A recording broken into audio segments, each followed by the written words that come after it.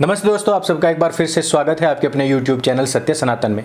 आज हम बात करने वाले हैं तत्कालीन समय में हुई उन सभी घर वापसियों के ऊपर जिन्होंने कि राजनीतिक धरातल को हिला करके रखा हुआ है। सबसे पहली घर वापसी हुई थी नुसरत जहां की, जिसने की घर वापसी करके सबको चौंका दिया। दूसरी हुई मुकुल रॉय की, और उससे पहले जो घर वापसी हुई थी वो थी टीना डाबी की।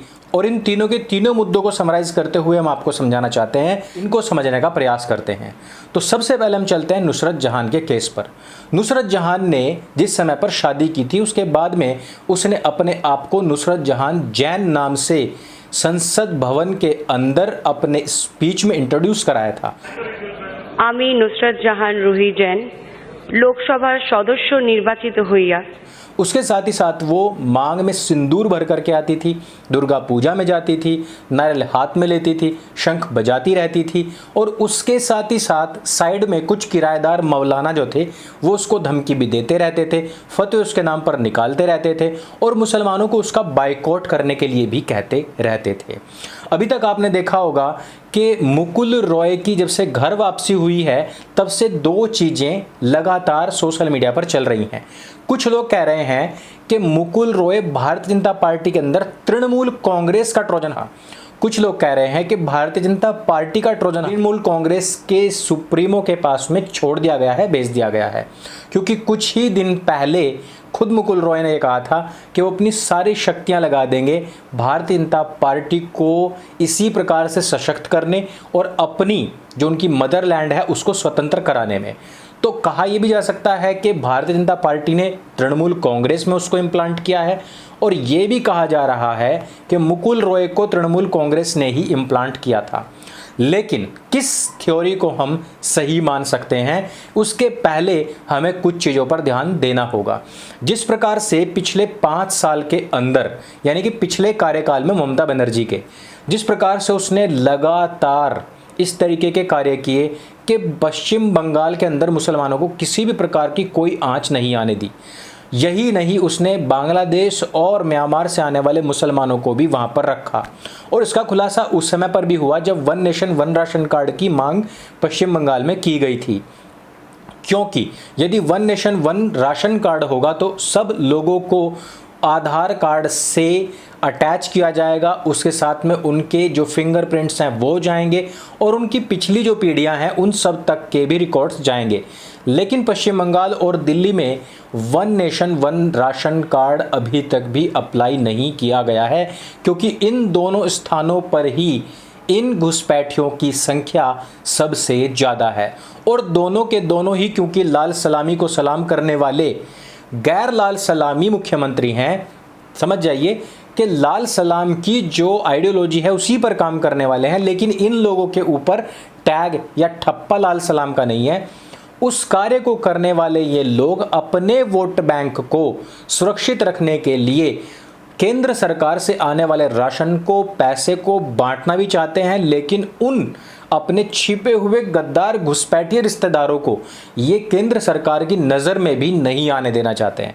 आपने देखा कि 2 मई के बाद में परिस्थितियां बदलती चली गई। पश्चिम बंगाल के अंदर हिंदुओं को मारा जाता रहा, पश्चिम बंगाल के हिंदुओं को वहां से भागना पड़ा और उनको शरण लेनी पड़ी आसाम के अंदर, क्योंकि ममता बानो की छवि पिछले 5 साल में बहुत बुरी बन चुकी थी कि वो मुस्लिम तुष्टीकरण कर रही थी। निखिल जैन नाम के एक बिजनेसमैन को मोहरा बना करके नुसरत जहां अपना खेल पिछले 7-8 महीने से खेलती रही, और इस खेल में सब लोगों को ये लगा कि देखिए तृणमूल कांग्रेस की जो सांसद है वो खुद भी कितना प्यार बिखेर रही है। यहाँ पर ये देखिए कि हिंदू मुस्लिम एकता की निशानी खुद तृणमूल कांग्रेस की नेत्री सब लोगों को दिखा रही है। लेकिन वो जो निशानी थी वो भले ही हिंदू मुस्लिम एकता की हो, लेकिन वो प्यार की निशानी नहीं थी, वो किसी प्रकार के एकता की निशानी नहीं थी। आपने देखा कि नुसरत जहां निखिल जैन के साथ में विवाह करके भले ही आई हो, लेकिन उसने जानबूझ करके शादी को रजिस्टर नहीं कराया, लेकिन प्रचारित प्रसारित इसी प्रकार से किया कि जैसे वो मांग में सिंदूर भरना, अपने नाम के आगे जैन लगाना, ये सारा प्रचार जो था वो इसी प्रकार से हुआ था। अब आकर के पता लग रहा है कि भारतीय जनता पार्टी का ही कोई व्यक्ति है जो कि अभिनेता भी है, और वो ही यहाँ पर ठप्पा लगाकर कमल निशान का चला गया है, यानी कि चुप्पे चाप कमल छाप यहाँ पर हो गया है। और दूसरी तरफ लोग यही समझते रह गए कि अब निखिल जैन का जो प्यार है वो परवान चढ़ रहा है, लेकिन ये बात पूरी तरीके से गलत सिद्ध हुई। तीसरे केस पर आते हैं, वो है टीना डाबी का केस। टीना डाबी और नुसरत जहां के केस से हमें एक ही चीज मालूम पड़ती है। टीना डाबी की जो कहानी अभी तक समाचार पत्रों में या सोशल मीडिया पर जो आई है, उसके अनुसार हमें यही जानने को मिलता है कि लगातार टीना डाबी के ऊपर किसी प्रकार का दबाव बनाया जा रहा था, जिस दबाव से उभरने के लिए टीना डाबी ने अंततः तलाक ले लिया। लेकिन यहाँ पर जो शादी हुई थी वो स्पेशल मैरिज एक्ट के अनुसार भारतवर्ष में हुई थी, और इस स्पेशल मैरिज एक्ट के अनुसार ही बाद में कोर्ट में ही जाकर के तलाक भी लिया गया। यानी कि प्यार हुआ, शादी हुई, सेपरेशन हुआ, एक दूसरे के बीच में जो भी विवाद था वो बढ़ा और फिर वहाँ से तलाक हो गया। आमिर अतहर के रोल से हमें पता लगता है कि वो व्यक्ति यहाँ पर टीना डाबी के ऊपर किसी भी प्रकार का दबाव लगातार बना रहा था। दूसरी तरफ अगर हम इसमें वाइस वर्सा भी कर दें, लड़की मुस्लिम है और लड़का हिंदू है या फिर कहें जैन है, निखिल जैन है, तो इस स्थिति में भी अगर हम देखें तो नुसरत जहां के ऊपर काफ़ी सारा कर्ज भी था। नुसरत जहां को यहाँ पर अपनी छवि वो सॉफ्ट मुस्लिम की दिखानी थी। उनको ये भी दिखाना था कि हम किस प्रकार से हिंदू मुस्लिम प्रेम की एकता में विश्वास रखते हैं। उनको ये भी दिखाना था कि हम पश्चिम बंगाल के अंदर किसी प्रकार से लव जिहाद का जो कानून है ना वो लागू होने देंगे, ना वो खुद करेंगे। और ये भी दिखाना था कि किस प्रकार से जो गैर तृणमूल कांग्रेस राज्य की सरकारें और भारतीय जनता पार्टी की जो सरकारें हैं वो सारी की सारी लव जिहाद के नाम पर एक अलग ही ड्रामा खड़ा कर रही हैं। नुसरत जहां ने यहाँ पर निखिल जैन को धोखा देते हुए पिछले दरवाजे से गर्भधारण भी कर लिया। यहाँ पर भी हमें यही बात पता लगती है कि चाहे वो आमिर अतहर हो, चाहे फिर वो नुसरत जहां हो, भाई बहन है, और भाई बहन होने के नाते यहाँ पर उन्होंने अपना असली रंग दिखाने से वो लोग बाज नहीं आए। इस तरीके से हमें पता लगता है कि चाहे वो नुसरत जहां हो, चाहे वो आमिर अतहर हो, इन लोगों का जब भी संबंध किसी टीना डाबी या फिर निखिल जैन से होगा, इन लोगों को अपना असली रंग दिखाना ही होता है। एक स्टोरी मेकिंग होती है, वो एक टाइम पीरियड होता है जहां पर आप लोगों को एक संदेश देना होता है कुछ लोगों में, और वो संदेश पहले भी टीना डाबी के माध्यम से जय भीम जय मीम का संदेश दिया गया था।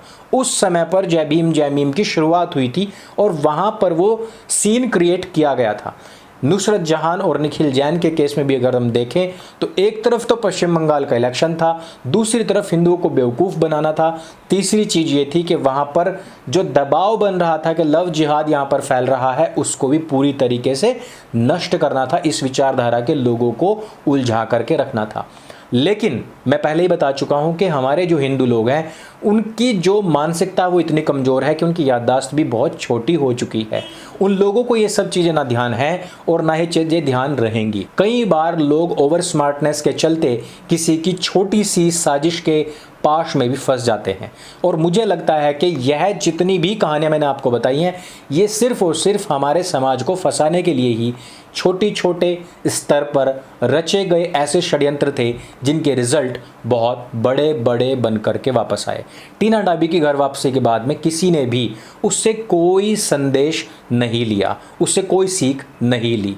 निखिल जैन को मिलने वाले धोखे के बाद में भी इससे कोई सीख नहीं ली जाएगी, बल्कि यही कहा जाता रहेगा कि लव जिहाद एक्ट नाम का जो कानून बनाया गया है वो केवल और केवल दो प्रेम करने वाले लोगों को गुमराह करने के लिए बनाया गया है, दूर करने के लिए बनाया गया है।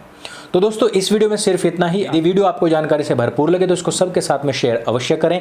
इन घाघ लोगों से बच करके रहें, चाहे केस कोई भी क्यों ना हो। मेरे संग बोले सत्य सनातन वैदिक धर्म की जय। जय हिंद, वंदे मातरम।